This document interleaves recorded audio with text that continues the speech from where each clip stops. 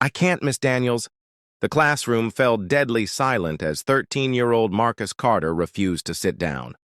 What happened next would change Lakeside Junior School forever. Dear viewer, don't miss this powerful story of hidden talent, silent pain, and long-overdue justice. And if you are watching my story for the first time, I humbly request you write the location from where you are watching right now. Subscribe to this channel and press the bell icon so you don't miss any of the powerful real-life stories we share every day. Thank you. And now, let's dive into the full story. The boy who refused to sit. It happened in a small city outside Atlanta.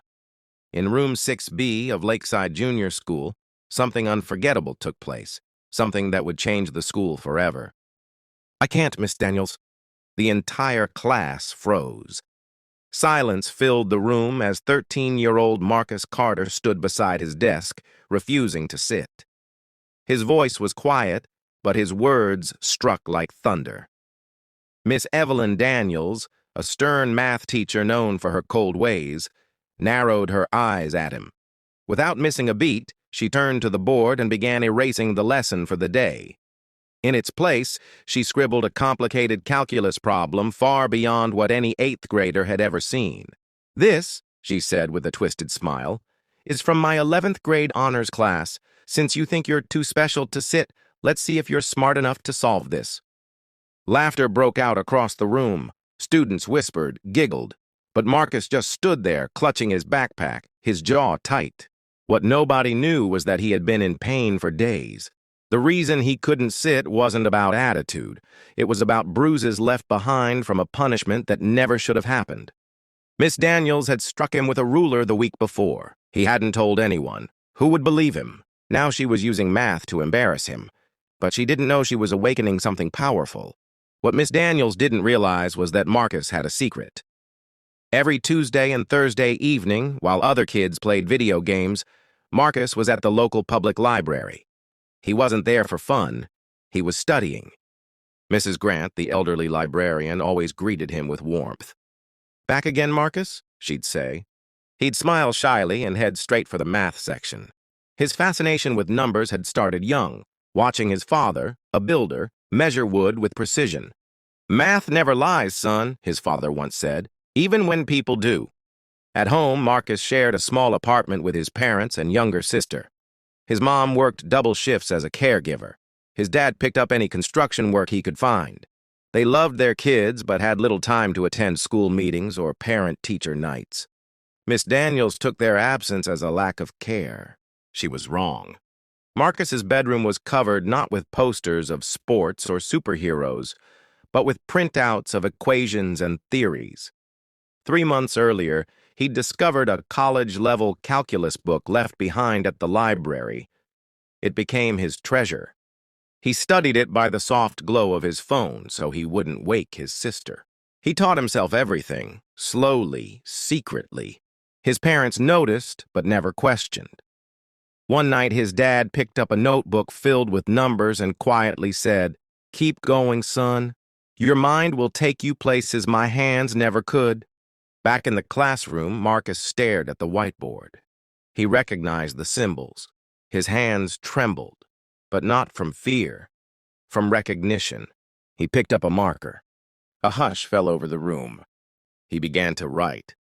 The laughter faded. One by one, students leaned forward, eyebrows rising. Even the class clown stopped smirking. Marcus's hands moved with quiet confidence. Lines and curves filled the board. When he was done, he underlined the final answer and stepped back. The room was dead silent. Miss Daniels stood slowly, crossed the room, and read his work. Her smirk faded. Then something cruel took over. She grabbed the marker and scribbled over his work, destroying everything he wrote. Then she ripped the paper from his hands and tore it in two. "To the principal's office!" she barked. "Now!" As Marcus walked toward the door, his classmates looked at him differently. One of them, Zane, who usually mocked him, watched in awe. "Wait!" a voice whispered from the back. It was Aaliyah, a quiet girl who rarely spoke. What if he really solved it? Miss Daniels's icy stare shut everyone up. Marcus sat quietly outside the principal's office. his arms wrapped around his bag like a shield. Inside, he heard Miss Daniels' voice accusing him of cheating. "He's failing my class," she snapped. "And now he solves a college-level problem? Impossible." When Principal Harris called Marcus in, the boy stood tall despite the pain. "Did you cheat?" the principal asked.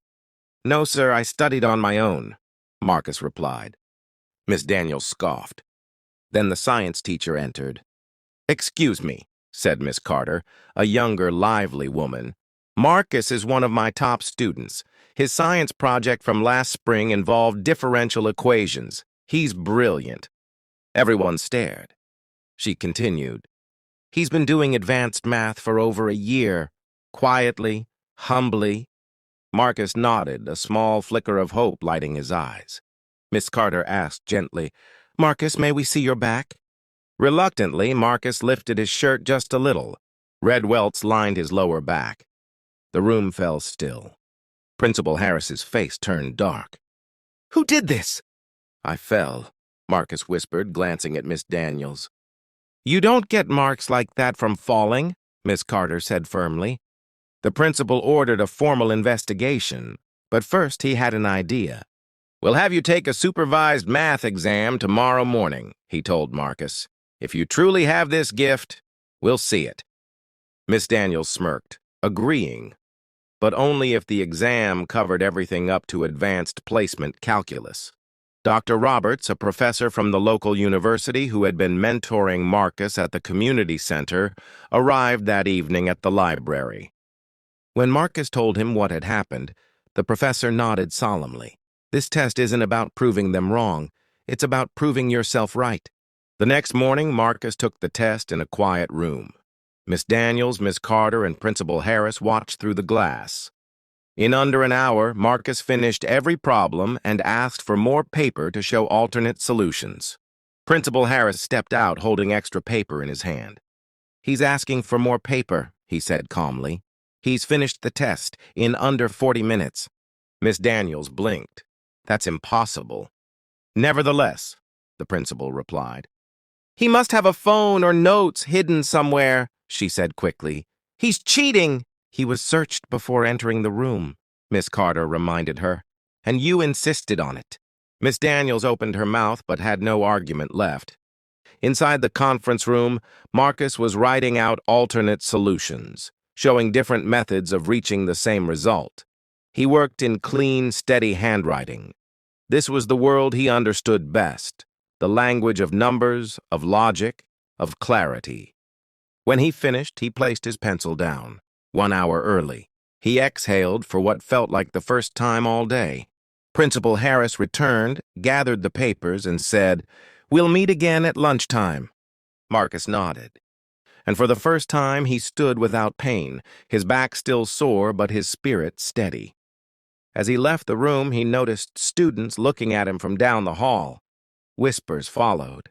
"That's him," someone murmured. But Marcus didn't look away. He wasn't the invisible boy anymore. Miss Daniels turned pale. By lunchtime, the test had been reviewed. "He didn't just pass," Miss Carter said. "He excelled." Dr. Roberts, who joined the meeting later, looked over the results. "This boy has the mind of a second-year college math student," he said calmly. "You've been sitting on a rare gift and you nearly crushed it." Miss Daniels had nothing to say. The school board soon launched an official inquiry. Marcus's story spread. Students came up to him in the hall, asking for help with math or simply saying sorry. He wasn't invisible anymore. His parents, who had sacrificed so much to live in the district, were invited for meetings. They were shocked to learn what had been happening and prouder than ever of their son. Miss Daniels was removed from her position. The school introduced new programs for gifted students. Posters filled the hallways. Every student deserves to be seen. Months later, Marcus sat in the library helping younger students. A sixth-grade girl named Amara grinned as he explained a problem. "That makes sense now."